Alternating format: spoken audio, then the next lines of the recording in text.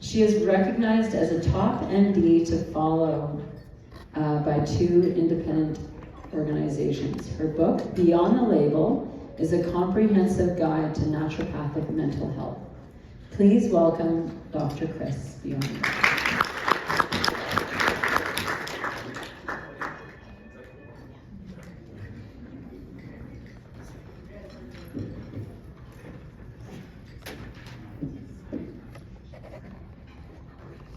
Well, thanks for being here and staying until the end. I'm going to talk about the weight on weight. And some of what I'm talking about might bring up feelings for you. So if it does, I just encourage you to practice self-care and take care of yourself. How many of you work in this realm, working with people who want to shift their body? So I am an ND who has an eating disorder, and I am bringing this topic to you from a place of lived experience. So I've written a few books, and I have additional training in psychotherapy, one of which is also compassionate inquiry. These are some of the teachers I've studied with, and I've been marinating my brain in the wisdom teachings for the past 45 years. And I've primarily been schooled in the soul. So what I'm really interested in when working with patients is figuring out what makes their heart sing. So with respect to weight, a key driver is to look at diabetes statistics. 30% of Canadians live with diabetes or pre-diabetes. In 1970, North American obesity rates were 10%, and now they are 45% in the United States and 25% in Canada. Also, the numbers of obese and overweight children has jumped 300% between 1981 and 2001. So these are big numbers. And it's probably no surprise to all of you in this room what's going on. We have seen a correlation with the increase in high-calorie processed foods and a more sedentary lifestyle due to the advancements of technology. And as we sit, eat, and drink more, for example, swinging down maybe some of that lovely ice cream in the back there, these are high-calorie foods, but they release no satiety hormones. So you're left feeling hungry. So as this has happened, it's not a coincidence that North America has gotten bigger. So diabetes affects the entire body, and it reduces lifespan by up to 15 years, and individuals with depression have a 40 to 60% increased risk of developing type 2 diabetes. And many healthcare professionals think this is just a problem due to a lack of willpower or self-esteem. And they might even say that people who cannot lose weight are weak or lazy. This is fat-shaming dialogue. Few doctors or nutritionists or psychological experts have loss of control, so think of addiction, as a defining characteristic of overeating. How much we eat predicts how much we weigh. No surprise there. Sometimes the obvious explanation turns out to be the right one. And research shows that people substantially underestimate their food intake. And a lot of it has to do with those high-calorie foods in the back, which are really taunting me. Okay, so the weight loss failure rate is greater than 50%. So for most, the triumph is temporary. Most spend a lot of money and make up to 5 attempts each year to try to lose weight. So let's consider if this happened in a different domain.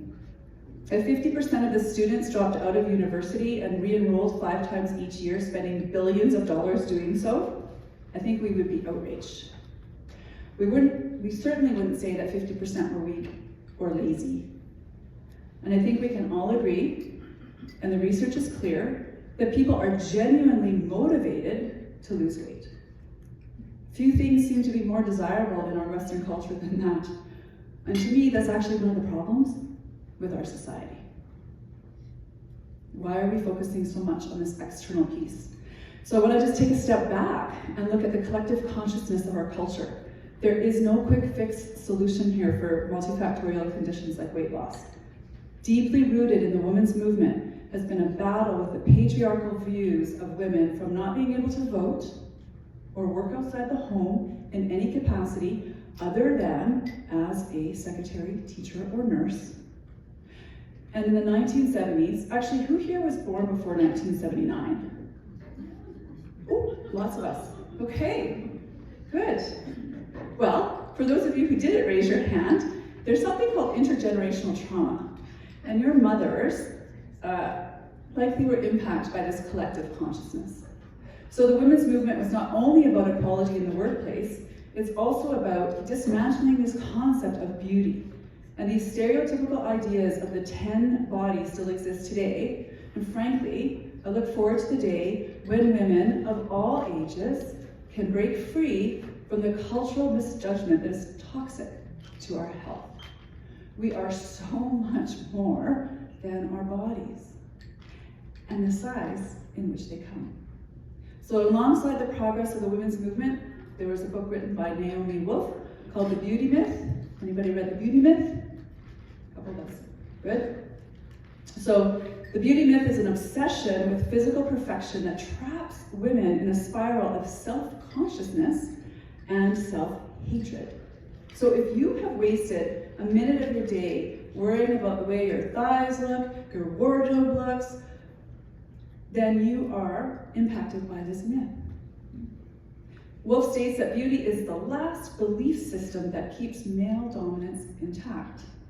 Women, and this can apply to men as well, that feel old, as an aside, I heard Gary say that was declined and now he's turning into a precious fossil. So men, you might want to say it after, but anyway, I'm ad-libbing now, so I'll go back to my notes.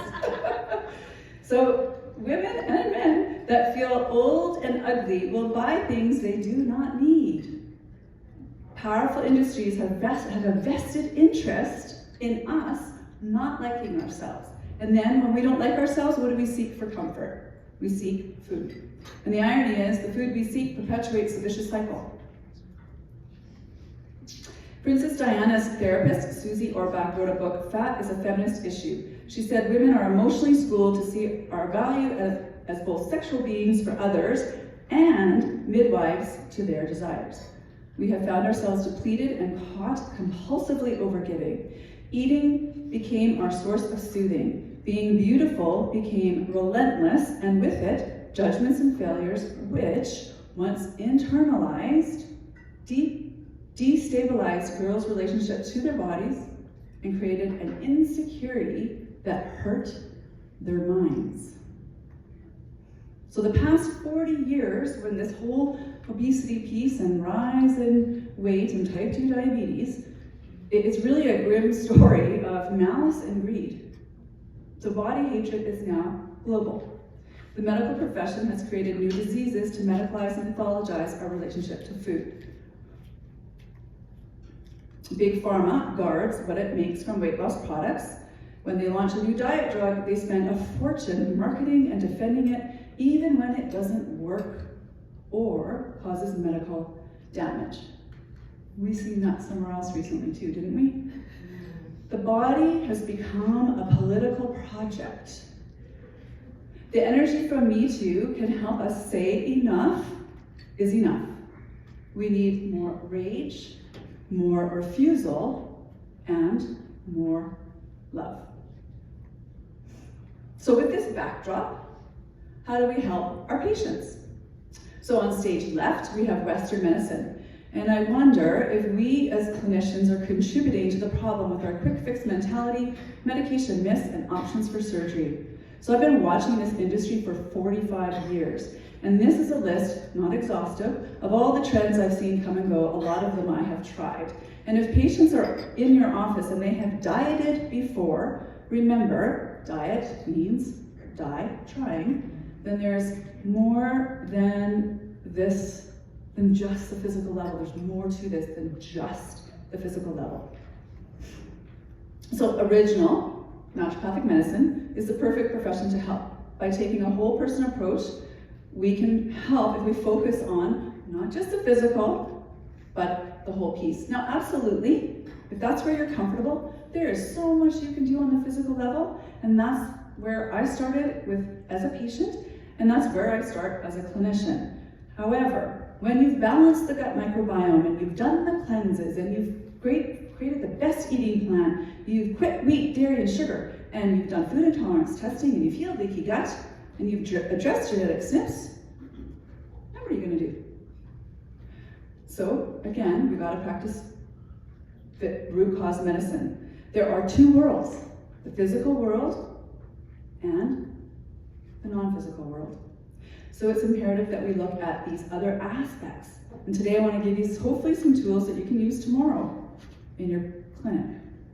So at the end of the day, our weight is a reflection of our choices or our ability, or in my case, inability, to set boundaries.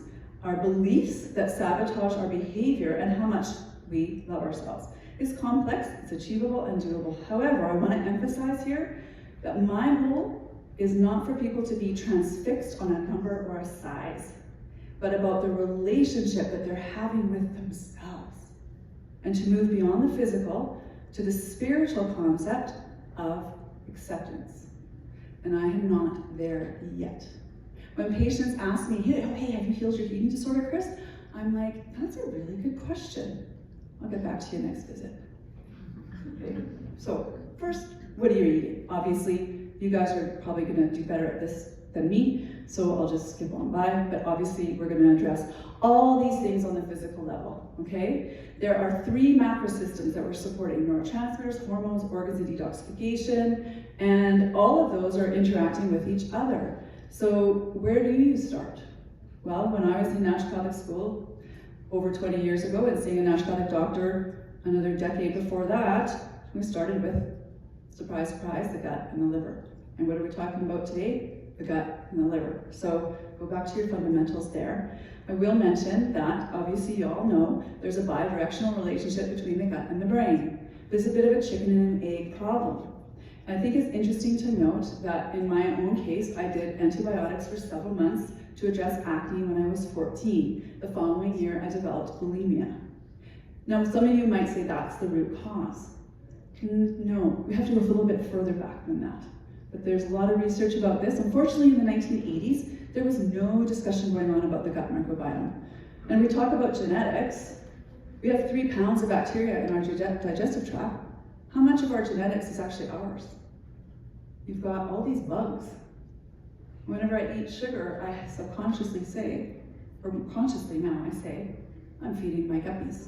So, you know, the gut microbiome plays a huge role here. So then we have the hormones, and there's 3 triads to consider: estrogen, progesterone, and testosterone, especially in perimenopause, estrogen, thyroid, and insulin, and leptin, ghrelin, and insulin. So I'm just going to speak to this 3rd one. So the hypothalamus controls hunger as well as other functions. Leptin affects the hypothalamus's ability to keep our eating in check and is a missing link in our satiety feedback mechanism. Overweight people have more leptin than normal weight people. So why is all this leptin swimming around in our brains? And signaling our brains, and not signaling our brains, to tell us that we are full. The breakdown is due to leptin resistance. So full is a feeling.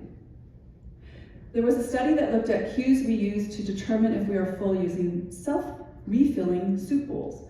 For each soupful that the subjects took, the bowls refilled a little bit. When an empty bowl was no longer available to cue the participants that they felt full, they consumed 73% more soup than participants who ate from a normal bowl. Yet both groups reported identical levels of fullness.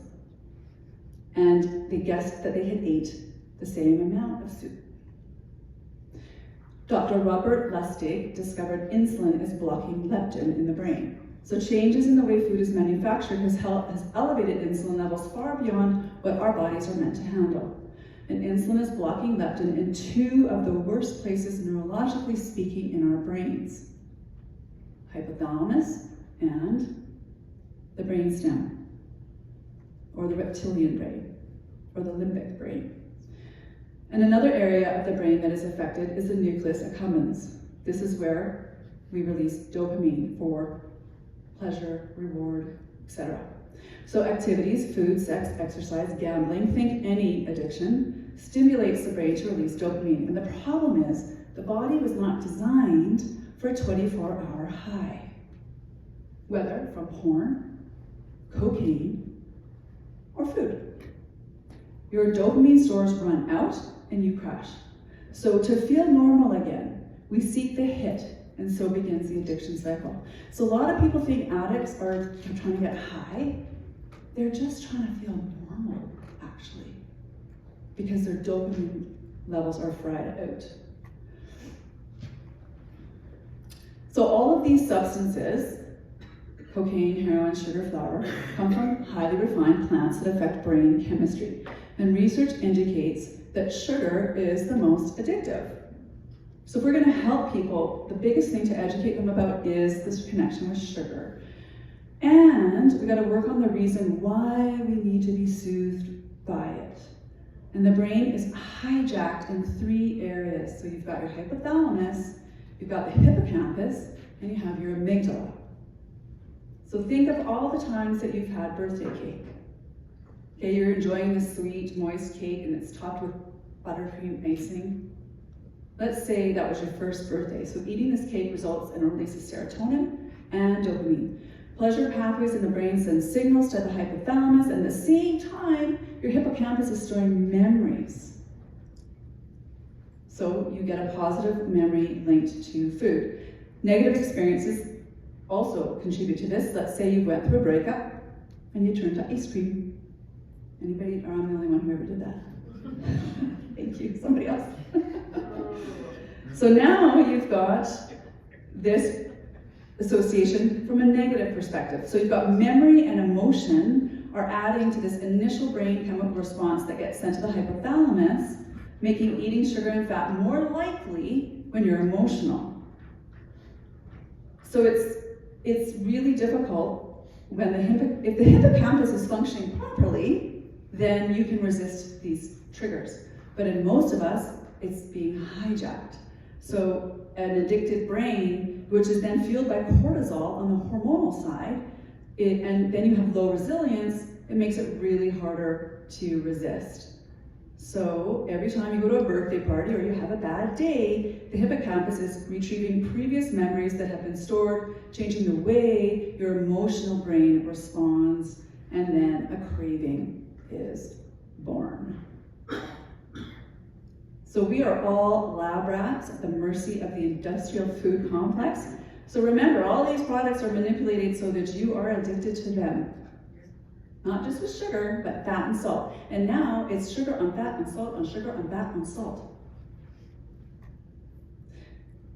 I feel really like I'm just never going to be able to deal with this. We just got to go and live in the bush somewhere and get away from all of this stuff. So I'm going to mention serotonin. Obviously, when we are emotionally triggered, we also activate cortisol. However, this trips the tryptophan pathway switch to go down the kynurenine pathway to produce quinolinic acid.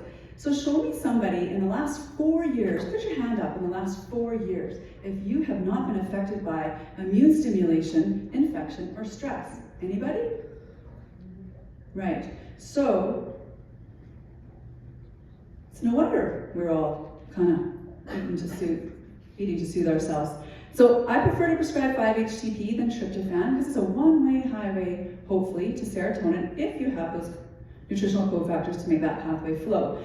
June 2022 or July 2022, this article came out in Nature saying that the serotonin theory is not credible, which I was like, oh wow, that's what I've been told for 40 years. Interesting. Even more interesting is a year later, they published that that article was nonsense, essentially, and oh, now we're back on the serotonin theory. I just think that's so suspicious, maybe? So all of your neurotransmitters are derived from amino acids, And if you don't have those essential precursors, you're not going to make these neurotransmitters, nor are you going to have these pathways flow if you don't have the precursors, or if you have 5-MTHF, SNPs, or whatever's going on. You may not be making these neurotransmitters on your own, which is why supplementation is super helpful. But I want to caution you on just using supplements alone, because that's what my doctor, Dr. Hoffer, and Dr. Larry Chan did. I love them both dearly. The thing is, I was hiding the eating disorder, so they never asked me about that, and I never disclosed. So I was taking 50 million supplements, I felt better, got off the 5 psychotropic meds, here I am, marching along. How do you think I did when I went off the supplements? Boom, right back into depression and suicidal ideation. 2 more suicide attempts. So, you cannot just use supplements. Although I love them, you can't just use supplements alone. You've got to address what are they actually eating and how do they feel about themselves. Obviously sleep, if that's not working for patients, they're not going to lose weight. I'll skip over this. I'll pause on the environmental piece, because this piece is huge. I could stand up here and talk about this for probably another 4 hours. I was at a conference in January, and the guy said, one of the lecturers, that they could not find an air sample without microplastics in it. So somebody asked yesterday when Dr. Cochran was speaking, where did the plastics come from? You know, or he said in the manufacturing process. Actually, it's in the air we're breathing. So my husband is, I refer to as the environmental police. So I have learned so much about the environment from him. A funny side story, when we lived in Fort McMurray, he would pack his luggage with compost because we didn't have composting in Fort McMurray. And then he'd fly it to Whitehorse to compost it, which I don't think he understood there's a carbon impact doing that, but anyway, he felt good about himself, and that's what matters, right? That's what matters. So, liver, obviously, let's just get to the juicy stuff here, address all of this stuff on the physical level, okay? Everybody, you might never have to do any of this next stuff I'm talking about. So let's just get right onto it. Exercise. Okay, so here's the thing. Obviously, we want our patients to be doing it. However, it's only 20% of the equation when it comes to weight loss, right? And it's all about the food that we're choosing to use. And so I just want to mention a caveat here, though, about exercise. So this is my eating disorder trajectory. And as I said, I am not at acceptance of self yet 100%. I'm on my way. So you have to be asking, are you using exercise to compensate for that cheesecake you ate yesterday? The problem is the exercise you're doing may only be burn 300-ish calories, but the cheesecake was 500. You're always going to be in a deficit. Exercise is not the name of the game for weight loss. I'm not saying not to do it. Of course, it's important. But asking them, and show them this slide maybe if you want. Like, where are you on this, right? Where are you? So your patient, you know, you've done everything on the physical level. You've done the labs, you've looked at everything, and they're still not losing weight. And then you think, oh, it's got to be hormones and perimenopause. So, yeah, could be. The key hormone, though, I think to be looking at is not estrogen and progesterone, it's cortisol. Cortisol is the criminal that is stealing patients of their lives. So a place to start here is looking at their choices. Okay, choices reveal our truth. So as humans, we will make what we think is the easier choice in our lives in areas where we feel the most challenged. Okay, so for somebody who wants to lose 20 pounds, it can feel easier to stay on the couch than go to the gym. Now, that easy choice isn't actually easy because it actually leads to the destruction of what they say they want. And why do we do that? It's because we have unconscious commitments. We tell ourselves that we're committed to our weight loss goal or our happiness, but deep down, deep down, we're actually committed to something else, like being indispensable, staying safe, or putting other people's needs ahead of our own. So these unconscious commitments are formed in childhood in reaction to some event or circumstance. Think trauma. So we make a promise to ourselves that we're never going to be hurt, we're never going to be alone, we're never going to be unsafe, and then here we are, maybe 10, 20. I've worked with people 50 or 60 years later, forgetting we made a promise to ourselves back in the day. And we put these unconscious commitments in place to feel safe and loved. So Debbie Ford writes in her book, The Right Questions, our outer world reflects our inner commitment. So if we want to know what we're really committed to, all we have to do is look at our lives. We are, whether we're aware of it or not, always creating exactly what we're most committed to. So we really have to take a look at our lives. What kept us safe as a child equals the seeds of self-sabotage as an adult.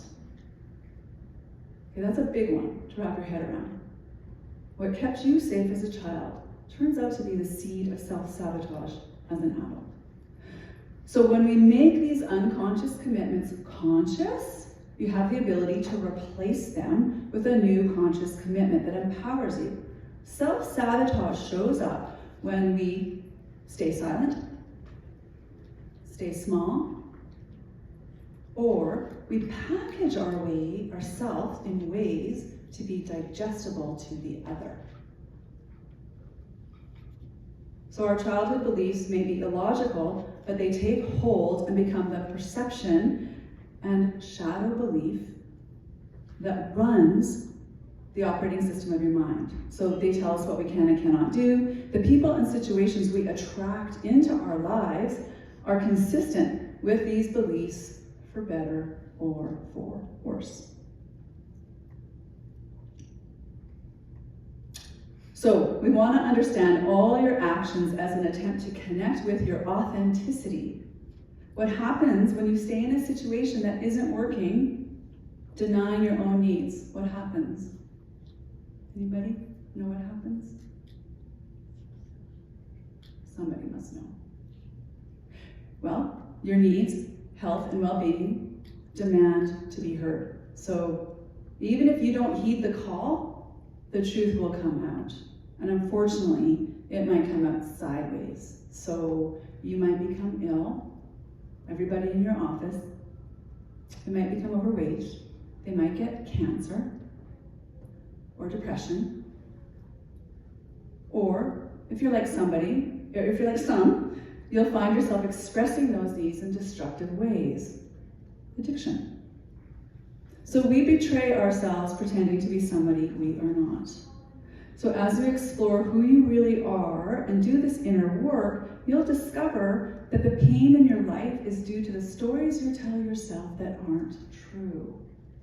So it's your inability to separate fact from fiction, and it's the interpretation that's wrapped around the truth. So when you're willing to tell yourself the truth without the story and separate fact from fiction, you will be freed from the grips of drama, excuses, and defense mechanisms designed to protect you from the pain of the past. So the truth will plant you firmly in the present moment, clear on what is and what will be. So how do you get yourself and your patients to the present moment, and how do you know that a shadow belief is at play here? So whenever your patient says that they want something but they don't do it, that's like red flags going off, alarm bells going off in your mind as the clinician. Okay, there's a shadow here going on with this person. So, or whenever they're not able to implement something, you know that person's transformation is being blocked and you have to look deeper, and it begins with taking a thorough case history. So the simple question, when did things begin? And they might not necessarily have that exact insight, but they're the best clinician for themselves because they've been with themselves their whole life. You haven't. And weight gain is an insidious process, and it can be a protective layer for trauma. And in some cases, you might have to go back to the in utero experience. How many of you ask about intergenerational trauma and take a case history beyond, 7 generations? Okay? Christiane Northrup says we have to go back 7 generations, minimum. Okay? So there's a great little book by Mark Wolin, which is about intergenerational trauma, and it's called It Didn't Start With You. So key questions to ask is, did your patient feel loved by their mother or father? So if they didn't, this can mean there has been an emotional disruption. You don't need to go into the story. It's not about the story. Okay? It's about the beliefs they formed as a result of the experience that they've had. That's what you need to undo and rewire. So another one is, do they love themselves? So as I'm asking this now, ask yourself, how much do you love yourself on a scale of 1 to 10? Very rarely do I get someone giving me an answer over 5. And so this is the thing, if your patients don't love themselves, then how compliant are they going to be with your nutritional protocol or the IV protocol? Or if they don't value themselves? Chances are they're not going to be. So we have to be the mirrors of love to our patients, to guide them to loving themselves. And if we as clinicians don't love ourselves, then what are we going to reflect to them? Remember, we are energy and we live in a vibrational world. Okay, yeah, you've got your physical world here, but you have a vibrational world. And you need to tap into that by understanding where they're at with themselves. So you can be trauma aware as a clinician, and you need to be, and if you're not, please start becoming trauma aware. You can be trauma informed if you want, and you can become trauma educated. But you don't have to be a psychotherapist here. But you have to be able to sit with your patient in their pain. And you have to be able to hold the space for them to feel what they feel, to digest their emotions, which are likely suppressed or repressed, without fixing anything. And in order to do that, you have to be comfortable with your patients being uncomfortable. And the irony here is that holding of the space and being with the pain, that's the medicine. Okay, it's not necessarily your supplements, although I still think you should do the supplements. Okay, it's holding the space. The energetic vibration between your heart connection and their heart connection. That's the medicine. So understand that we have core, limiting, and shadow beliefs, and these are running our brains and our lives. And 90% of what we do on a daily basis is your subconscious mind. And if that's submerged underneath the water or in your shadow behind you and you can't see it, you gotta bring it into the light somehow.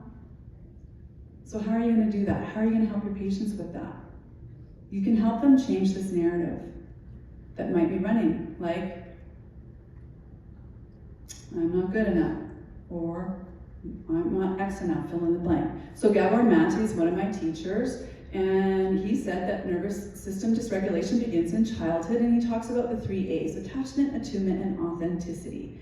So as parents, we have these 3 needs we need to give to our children. So the first one is attachment, and then we have authenticity, and then attunement. So how do we differentiate between these? So attunement is basically our ability to be connected to another human, and if we're not in touch with our own needs that are coming from within us, attuned to ourself as well, then we're not going to survive in the world. Evolutionarily, we wouldn't have survived if we didn't have attunement, because it was our gut instincts that might have told us about the rattling bush and there might be something in there that was going to kill us, right? But we've become disconnected from our gut feelings.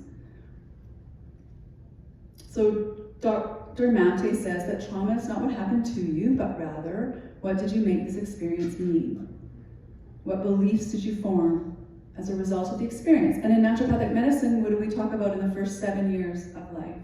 Right? We are forming all of our endocrine systems. The neuroendocrine systems are being developed. So if energetically there was an insult to injury, then that's going to affect our ability to lose weight, perhaps later on in life, because of the impact to the thyroid and the adrenals. So it doesn't have to be a big T trauma here that is happening. There's a lot of little T traumas that happen along the way as well. So does anyone use this adverse childhood experience questionnaire in their diagnostics. Excellent. So, you want to be using this with your patients or have these questions in your intake form somehow to uncover. Again, patients aren't going to disclose always to you everything, but it's important to know about this.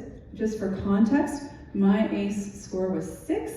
4 or more indicates trauma. So I'm not going to go into my story. I'm just going to mention that I've had this eating disorder, spent a year of my life in the psychiatric ward, and you know what? It's been really interesting to navigate towards this idea of health with naturopathic medicine, because the root cause is not always found, again, as I said, in this lifetime. So we want to look at this intergenerational piece. So I am adopted, and when I did interview with Gabor Mate for his book, The Myth of Normal, he was asking me about how many clinicians in all of my years and all of the depressive episodes talked to me about trauma. And my answer was 0. He was the first one that asked me specifically about the role of trauma. So core beliefs are important, and you can ask patients, they know what their core beliefs are. The thing is though, they aren't true. So they're coming from the inner critic. So we wanna, and they move us to this place that doesn't feel good, which then drives cortisol, which then drives eating, and then boom, we're back into the addiction cycle. So many people with eating disorders have these rules, and they can come from the food police or the nutrition informant or the diet rebel. This comes from the intuitive eating work, and has anyone looked into intuitive eating at all? Yeah, it's interesting. I like it a lot. I struggle with some of it in terms of just eat whatever you want. So for me, that brought up a lot of panic, because I'm like, what, really? Like, just eat all? Like, I can probably count right now, I see about 30 bowls of ice cream right there. Like, really? I'm gonna go eat? No, right? So it brought up a lot of anxiety for me. But I see what they're saying, and but for me, it's about acknowledging the voice within and looking at that inner voice. I've taken a year of training in Gestalt psychotherapy, and 2 words that you guys can pay attention to from now on is should and can't. Okay, these are swear words. Listen, in Gestalt psychotherapy, they're swear words. Listen to the words your patients are using. That will give you insight into their souls and into their core beliefs and their shadow beliefs. When they say, I can't exercise, then it's not that you can't, it's will or won't. Get these empowering words into their language to help them with their behavioral change. Everybody in your life, teacher, coach, friend, cousin, neighbor, parents, grandparents, taking up residence in here with a belief. It could just be an offhand comment. I was sharing earlier at lunch that my neighbor, who was an artist, criticized something I did when I was 5, a piece of art. And do you think I ever picked up a paintbrush ever again? No, I've never. And what did I tell myself? I'm not a good artist, right? So, and it just was a neighbor, like one mark. But I was a sensitive child, so, I'm gonna take that to heart. So I say to my patients, look, you're not gonna get to can by telling yourself that you can't. So let's take a look at this piece. This comes from cognitive behavioral therapy. This was taught to me as a patient to help me get out of my depression. Does anybody know the 5-minute rule in cognitive behavioral therapy? So in depression, they use it to help you get on with things like get moving, exercise, the dishes, the laundry, the piles of paper, just cleaning your house in general. Most of your patients that are depressed, they've got a pile of stuff that they're not dealing with. And they think it's Mount Everest, and really it's just a molehill. Research shows that it's really, it's your thoughts about it that's affecting it. It's not actually Mount Everest that you have to climb. So the 5-minute rule with respect to depression is, hey, let's just do this for 5 minutes, whatever it is, the dishes, whatever it is that you're procrastinating on, and you know what, at the end of that 5 minutes, you can stop. And it's super helpful. It kind of then they realize, oh wow, that didn't take long, maybe I'll tackle the next thing. I switched it for eating to do kind of the opposite. So you have the recognition that I want that bowl of ice cream. You notice, you have awareness about that thought. We push the button, the timer, and we just say, okay, well, in 5 minutes you can have that. And in the meantime, eat something perhaps healthful, or take your homeopathic remedy. Then when the timer goes, check in again with yourself, because now we're where? We're 5 minutes into the future. Let's check in with ourselves in that new present moment and see where we're at. If you want to have the food, because what you resist persists. So then, while you're eating that food, let's just call a spade here, man. Do you want to eat that sugar-laden, dead energy food with no vitality that's going to kill you pretty much down the road? Do you? Like, does that sound appetizing? No, right? But we don't call it that. We call it ice cream, right? Service to our soul, but it's not. Sucking your soul away from you. Anyway, I still eat the ice cream. So here we go. So awareness is the name of the game here. So awareness of the thoughts as you come back, right? And it's the moment, maybe you can make a new decision. I had an aha moment one time with my family. They didn't notice it, but I did. I didn't eat my whole meal. I actually stopped mid-meal, put my fork down, and was like, I'm done. I acknowledged the full feeling. Why was that an aha moment for me? Because I have a food police officer that says, eat everything on your plate, goodness me, because there's starving children in Africa. So I'm eating all the food, but I don't need to eat all the food on my plate, right? My husband, I'm clapping for myself, and he's like, what is going on with you? Do I need to call somebody? Or anyway, transformation equation is change. So your patience, right? Information is not transformation. Okay? You all have a lot of information. I have a lot of information. Information in your brain is not transformation in your soul.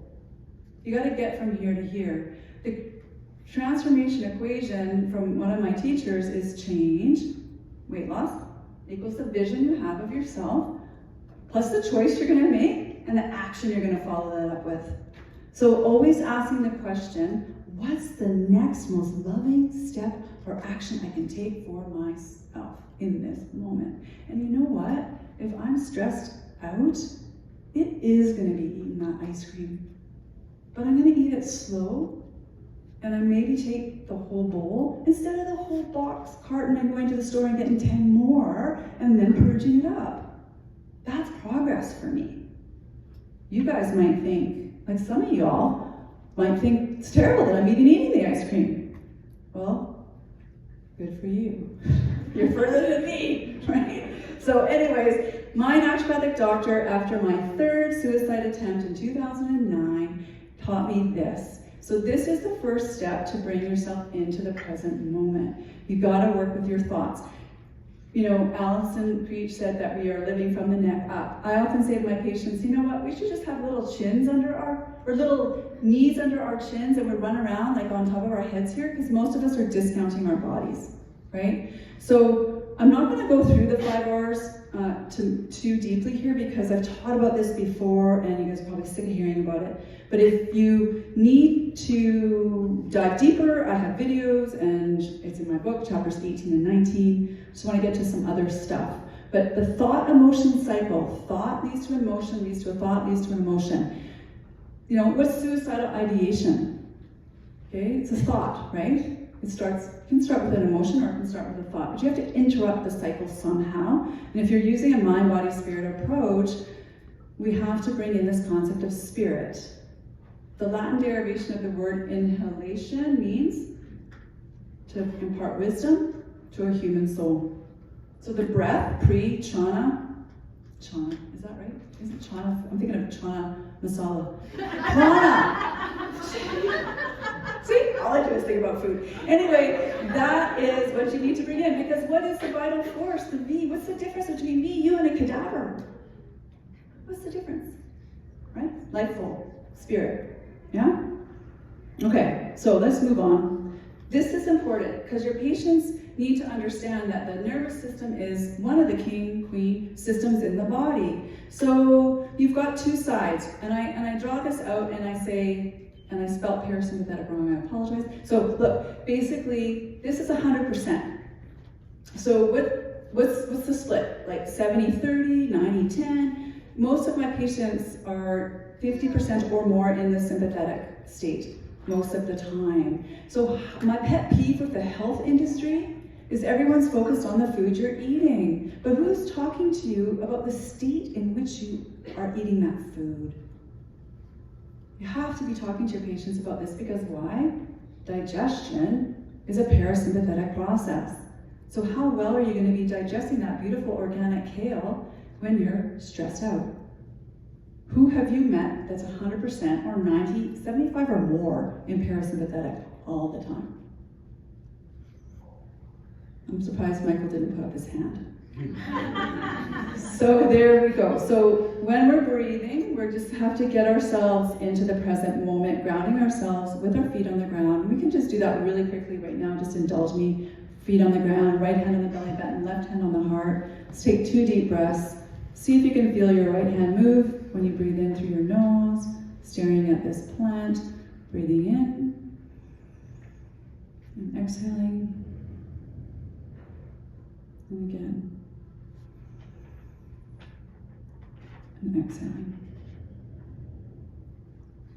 So if you could continually interrupt your patient, help teach your patients to interrupt their thoughts when they recognize their problematic thinking pattern, that they're stuck in a spiral, or they have emotions that are arising that are difficult, you can enter this circle from either end, get back into the present moment with the breath, re-enter the next moment.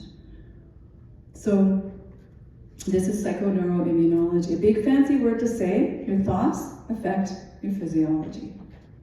So if you want to download that, you can. You can email us, me. You can say, this is not worth it, I'm not going to bother with it, whatever you want to do. Emotions. So that was working with thoughts, and now we're going to move a little bit into the emotions. So emotional eating is an issue for a lot of your patients. They might not have a full-blown eating disorder, but they might be emotionally eating. So a lot of people have a hard time connecting with their emotions. So this is the chart I use with my patients, and I say to them, I show it to them, and I ask them, tell me what your set point is on average throughout the day. I know it varies. And I can understand that this is a full range of human experience, right? We have all these emotions within us. The other clue is, which emotions do you not feel comfortable expressing? That's also insight into your patient's emotional self. So Jill Bolte-Taylor wrote a book called My Stroke of Insight. She's a neuroscientist that had a stroke, and she said that basically emotions themselves will only live within you for about 2 minutes. But it's your thoughts that will fuel them to last a lifetime. And so all these somatic therapies, there's internal family systems, there's parts work with Dick Schwartz, there's compassion acquired, there's Peter Levine, there's Pat Ogden, I mean, the list goes on. It's all about getting into the body, getting out of the head and into the body. So we want to feel these emotions, not suppress or repress them. And not be, I was raised in a family where it's sweet, sweet, sweet, explode, sweet, sweet, sweet, explode. And that's not helpful, because you let everything build up and then you explode, but it's not really about what's happening in the present moment. It's all this stuff you never dealt with, that iceberg underneath, or the volcano that's erupting. And I'll just mention an aside with bipolar disorder. I know we think, a lot of us, that it's a mental health thing. I think it's really just extreme nervous system dysregulation. And I feel like we're looking at the wrong organ. We're all manipulating brain chemicals, and don't get me wrong, helpful. But the nervous system and the emotions that result and the hormonal cascade, that's what led me to, I'm going to use, when they ask me, am I healed from bipolar disorder? I say, you know what, in this moment, yes. We'll see what tomorrow brings. So many people don't believe you can heal that, or schizophrenia, or anything for that matter. And you all know you can, right? We can heal all these hard things. So to work with emotional reactivity, you have to have boundaries. So before I begin, I want to just maybe get a volunteer. Anyone want to volunteer really quickly, just to demonstrate this? I'll step over. Who? Oh, you know what I'm going to do already. But okay, he wasn't planted. Come on up. You probably know what I'm going to do. Okay, stop. So he's going to walk towards. I do this in the office with patients. I say, you stand there, I'm standing here. Walk towards me and stop when you feel comfortable. This is Paul. Perfect. Thank you so much. So this is our physical boundary, right? A physical boundary. We could also say it's an energetic boundary. So we talk to our children about don't get in that kid's bubble, right? Thank you. I had a patient, or someone do this in Vancouver, and she walked right into me and knocked me over. So I said to her, do you have good boundaries? She's like, no. I said, yeah, I see. So a boundary is a limit that we set for ourselves, right? It's basically where you end and somebody else begins. Where you end and somebody else begins. So we have to understand that people-pleasing is people-pleasing is a trauma response. So I am a people-pleaser. I'm a recovering type A overachiever people-pleaser with no boundaries. It's like, oh my God. I'm also highly sensitive and empathic. It's like, this is so great to be in this body. And I'm really shocked that I can even practice because I'm so sensitive that if somebody doesn't come back, I used to take it personally, right? And I asked Mike, how do you deal with that? He's like, well, I just assume they got better.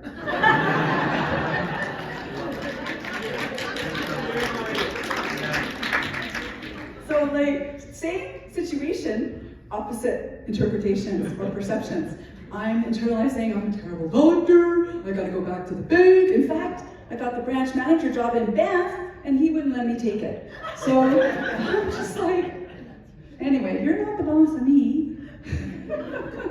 So anyways, so when we can't set a boundary, this can be really hard for people-pleasing types. So we have to kind of take a look at this. So when we're not able to set a boundary over people-pleasers, we're seeking externally for something that needs to be resolved internally. So we're seeking external validation for something that needs to be resolved on the internal level. So when we discount ourselves, we are managing the perception of others, and we attach our value in what we do and produce, i.e. a human doer, versus who we are, a human being. So by letting somebody else determine our worth, we discount ourselves in the process. So when you can't set a boundary, you end up reinforcing these inner dialogues like, I am not fill in the blank enough, or the needs and opinions of others are more important than mine. And the fear is if I disagree with somebody or I ask for what I want, I'm going to end up alone or feeling unloved. This is really hard for fixers and savers and healers, peacekeepers, rescuers, people pleasers, conflict avoiders, and the like. It's hard for them to set boundaries. It can be really radical to put yourself in the position of priority. Not power, but priority. To check in with your own desires first. And I'm just going to speak to a common fear that comes up here. And it was so classic during COVID. Oh my goodness gracious. So here's what I want you to know. When we avoid conflict, we think we're trying to avoid somebody else's anger or we're trying to avoid a fight, but the real issue is that conflict illuminates the fact that the relationship itself doesn't hold water. So we have to cozy up to conflict. So conflict illuminates our differences. Think anti-vax, pro-vax, okay? That illuminates our differences. There's others that we could use, naturopathic medicine, Western medicine, okay? But the thing is, in a healthy relationship, both of our differences are welcome. And the truth of each of us is welcome in the conversation. If we fear conflict, then what we're really fearing is the relationship itself is not healthy. And that's the truth we don't want to look at. Anybody? Am I the only one that lost friends in COVID? Nope, I'm the only one. Okay, all right. And I didn't even have a side, so go figure that one out. Anyway, remember that your choices reveal the truth, and every decision you make either serves you or sabotages you, okay? So how do you know when your emotional boundaries cross? Does anybody know? When your emotional boundaries cross? Yeah, you feel something, right? You might have an explosion emotionally, or you might feel hurt. So your first step in understanding your emotional world is to pay attention to how you're feeling. No surprise there. And then you want to step back and you want to ask a question. Okay, so you're aware that I'm aware that something's rising in me. Okay, something's rising in me. So I step back and I ask a key question. I'm going to swear here. Whose shit is it, and whose diaper is it in? Whose diaper are you responsible for? Yours. I'm not responsible for. I might be responsible for my kid's diaper, but I'm not responsible for my partner's diaper or my patient's diaper. So then you have to ask yourself, and sometimes it's you, sometimes it's them, and sometimes it's both of you that have to work on your stuff. And but you can only work on you. You can only work on you. The other time your boundary is crossed emotionally is when you say yes and you really mean no. Okay? So I told Mike, this is funny, this is 4 years ago. For this conference, I said to him, I'm not going to take the speaking position, I'm going to say no. He said, great. And then I took the speaking position. He said, I thought you were going to say no. I said, well, I couldn't. I wasn't able to. You know, like I tried, but I failed. So, and then the same thing happened this year, so here I am again. So I'm still learning this. Why am I saying yes when I really mean no? I'll take that to my therapist. Okay? The others, yeah, okay, I'll move on. So this happens a lot with children. Okay, I have a little story in my book about my child crossing my boundary. Actually, I tell this story to Taylor, I think earlier, that my son was late and I got really mad and I was really losing it on him. And then he just turns to me and he says, Mom, what would your spiritual teacher say right now about your behavior? I said, well, she'd say I'm a pretty terrible student. So, how I work with this and the beliefs and creating change and awareness into the inner world with my patients is journaling. I know it's a lost art. I even created a journal. If you guys don't need to get mine, you've got a beautiful journal from the A and D. I love that. Thank you for giving us that. So get your patients to write. This is a lost art, is putting pen to paper. Get your kids off their phones. Get yourself off your phone. Put your pen to paper and let it flow, let it roll, let it out. And create a healing ritual around this and see if there's anything you can connect to the past here. Because I can tell you right now, what's showing up on the present moment, it's not about the present moment. Okay, it's about that subconscious patterning and it all stems back. And that's what Allison was trying to demonstrate in the compassionate inquiry session. Your past is informing your present moment. But the thing is, it doesn't have to spill into the future. But you have to digest and process these pieces of the puzzle. And it was funny, when I signed up for Compassionate Inquiry, you have to bring a trigger each week to your class, to your group, and I thought, oh wow, that's going to be hard. And then after the first 2 weeks, I was like, I couldn't wait to get to class. It's a long list of things that I had to go through, and it was helpful, so helpful. So helpful. The opportunity here for your patients is to step into their full sense of their worthiness, knowing that they are valuable just by simply being here, and that their needs matter as much as everybody else. So this is from Gabor Mate's work as well on Compassionate Inquiry. So whenever you're activated or triggered, think about a gun. How big of the mechanism of a gun is a trigger? It's not the biggest part. And when we're navigating our emotions and learning to set boundaries, you are going to be activated. So the gun part is understanding that the biggest part of the gun is the weapon that lies within it, the explosive, the bullet. That's a person reacting. And when you react, so this is your brain, these fingers are your prefrontal cortex. That's here when you can be thinking calm and rationally and do your executive functioning and balance your checkbook and all that, right? The minute you get activated, triggered, boom, you're out of there. And guess what's running the brain here now? This little part, this is your brainstem and the amygdala. And then you're running from that place, either with a response, fight, flight, fear, fight, so fear, fight, flight, freeze, or fawn. And I said to my therapist, well, I do all 5 of those at once, right? So, you got to bring yourself back online. And the only way to do that is with the breath. Only way you can come back online is with the breath. So when you're activated, step aside and think about that. So if you get triggered, you're a gun ready to fire.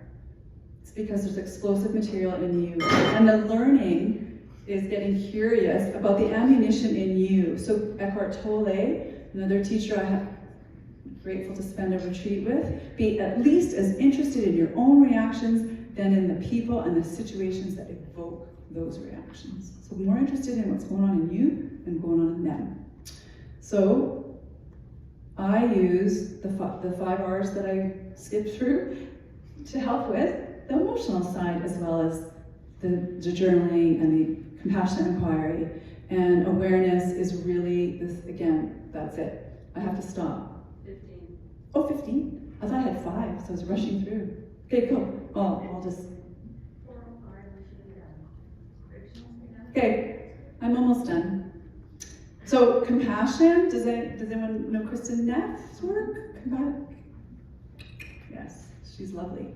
So why do we want to use compassion? Okay, compassion is a word I didn't even understand. Again, I signed up for compassion inquiry and I'm like, I don't even know what that word means. Okay, because I'm not very compassionate to myself, because I have an inner critic that is constantly telling me lots of neat, not nice things. So it's not about silencing that voice, it's about reconciling where that voice is coming from, and then allowing the inner cheerleader to have a stage here, which is the compassionate side of me, the compassionate part. She left the building, so I have to coax her back in.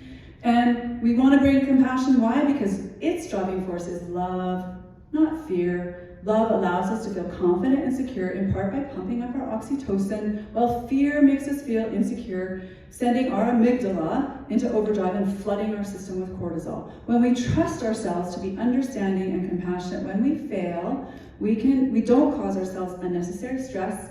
We can relax, knowing that we're going to be accepted regardless of how well or poorly we do. Unlike self-criticism, which asks if you're good enough, self-compassion asks, what's good for you? So that's what I always prescribe to my patients. What's good for you in this moment? And again, if it's an ice cream, go for it.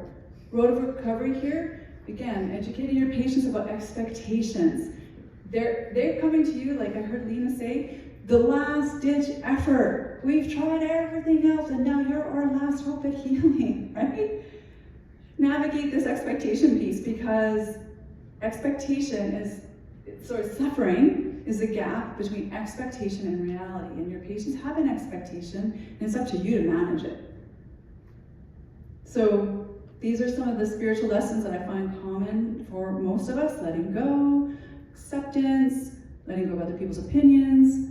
And, you know, again, this is another way to look at the physical, mental, emotional, spiritual piece.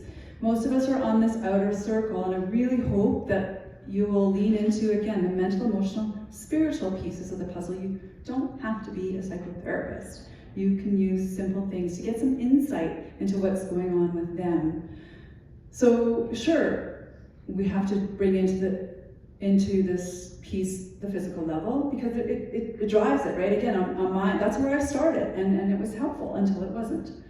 So my out there view is that our bodies house our spirit, and our spirit's trying to get our attention, because in some aspect of our lives is not moving in concert with our divine plan. So by looking at ourselves and taking the time to be silent, talk to others, open up about what we're really feeling. Sometimes we don't know what we're feeling, and that's okay. You don't need to know the word. That's a cognitive thing. Pay attention to what's vibing in you. You can address the roots of weight management and addiction. So the human being is not simply a physical entity. We have minds and we think and we have emotions and we translate those into meaning. But ultimately, we're all spiritual beings. So causes, right, in those 4 levels, but the spirit is the center. And if there is a distortion on the physical level, it will create ripples through the system like a stone thrown into a pond. So the whole goal here is trying to get to love and acceptance. And the main key to weight loss is joy. So what lights your patient up? What lights them up? And are they doing it? And if they're not doing it because they're a busy mom with 5 children, then we gotta figure out a way to get that in there with boundaries. And I like this from the Journal of Naturopathic Medicine. So if one continually throws garbage out the window, there's going to be flies. You can deal with that by spraying poison on them and spray the garbage pile. And that, you might need to use antibiotics and antidepressants. They've helped me. Or you can clean up the garbage, right? then the flies will go away and the kitchen will probably smell better. That's our approach, the naturopathic approach. So I offer a mental health training program, I offer a retreat, I have a new program called Thrive, which is grow your net worth to improve your self-worth for those who might be struggling financially. In this profession, there is no need to struggle financially. And I have a new book coming out, and thank you for listening.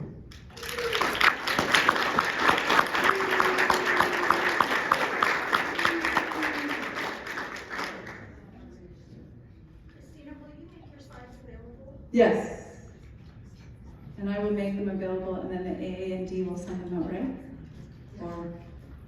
Or you can email me.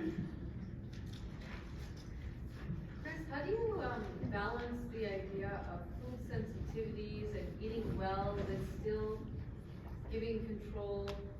And I don't find necessarily adult patients, but those kid patients, even my own kids, I'm scared we're gonna create eating disorders in them because we're restricting all these bad foods. Yeah. I know, right? We should all be on an air diet, but we can't even do that because there's microplastics in the air, so we're all screwed. I know, I have the same fear as a parent because I have an eating disorder and I'm raising a child and I'm like trying to be anti-sugar, right? Like I'm the food police, don't eat that, right? Oh, your skin's bad, it's because of your, and then I'm creating, right? I know. So I think the best thing is really to, because you have so much knowledge, so just work with it. Like, don't make anything totally bad, but make it about education and just, and connecting to how they feel when they eat that food. Because your kids aren't always going to be in your hands. They're going to go to school. They're going to go to a birthday party. They're going to go to daycare. Like, I do think as a profession we create a lot of busyness around this and maybe a lot of stress unnecessarily. And How would you manage, like, as an example, I had a young girl, like 7 or 8, food sensitivity, all red, severe migraines, fatigue, pain. And they did really well with removing a lot of the foods, and obviously you have to keep some. Headaches completely gone, I didn't do anything else. But now she's like, well, I can't eat anything. Well, then you want to say that let's heal your gut. When we heal your gut, you can introduce these foods because it's the 5 R's: remove, replace, remove, re-inoculate, treat the liver, right? Repair the gut, and then reintroduce. Reintroduce, now you've cleared the river of all the mud. Now you've got a beautiful flowing river. You can throw a little bit of mud in there, a little bit of this, a little bit of that. Oh, headaches is my cue though, that now the river's getting muddy again. Yeah, that's how I do it. Because again, I don't want to create this all or nothing devil relationship, although maybe it is the devil. Sorry to get religious on y'all, but you know what I'm trying to say. Yeah, it's hard, but that's how I navigate. Like, we're going to heal your gut, because if we truly heal the gut, then you can have a little bit of this food, but the thing is, should you really be having this food? Because I don't want you to get type 2 diabetes in 40 years. Like, I had an ultrasound recently, and the tech was 40 years in her job, and I asked her, oh, what have you seen? You know, over the 40 years. She's like, oh gosh, she said, I've never saw fatty liver in children before. Now I see it all the time. So that's what we're preventing in the 7-year-olds, right? Thanks for your talk, Christina. I always like your speak with the thoughts. I don't know if you've run up into this, but I know journaling is really great, but I've actually had some patients who actually hate journaling and it traumatizes them. So I've actually, I would like your advice on that, but I've actually, because I listened to Elizabeth Gilbert. Yes. And you took we went together. Yeah.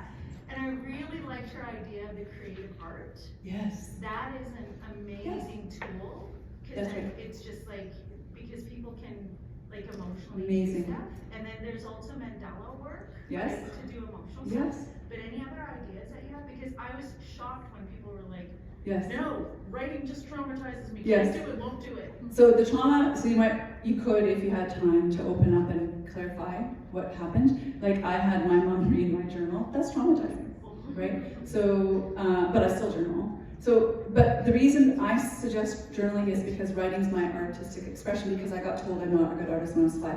So art, absolutely, music, any kind of outlet that so that's like using the motivational interviews skills that Dr. Botsford was talking about, right? Well, okay, so if that's a no-go for you, then what's another outlet for you, right? Punching the punching bag, punching the pillow, right? Something else, doesn't have to be journaling, but something to use the other side of the brain to get them out of their head. Yeah? Is that helpful? I can get back to you if I think of something else. Well, because I've also had it where their patients are so overwhelmed Mhm. that they can't even come up with any ideas. Or add to their plate. You think you're adding to their plate. Yeah, either adding or it's just like, I don't know what self-soothes me. I don't know what helps me to relax. Right. So then I say, I say, great. This is an opportunity to find out. Let's get curious. Let's try stuff. Have you ever done any work with Shelley Lefko or Morty and Shelley Lefko? Because they work on changing your beliefs and changing those underlying beliefs. So I had a thing, my grandmother used to tell me, she was a Jewish, Polish Jew, survived World War II. And she would say, be careful what you write, because it can be used against you. So I could never write. So journaling was this thing for me. But when you look at the underlying belief that I have, it was her belief that it could be used against you. And in healing that belief, I can journal. Yes. So it was Beautiful. Yeah. That's beautiful. So it's the Lefko, L-E-F-K-O. Anyways, they were on Gaia TV and Transcendence. Nice. So it's just a neat way to look at healing some of your internal. That's great. Thank you for that. Yeah, you know what? There are so many wonderful, lovely teachers out there. Just find one that resonates with you and rock it. I just got lots of holes, and I keep digging them with all the teachers. Anyone else? Michael, no questions?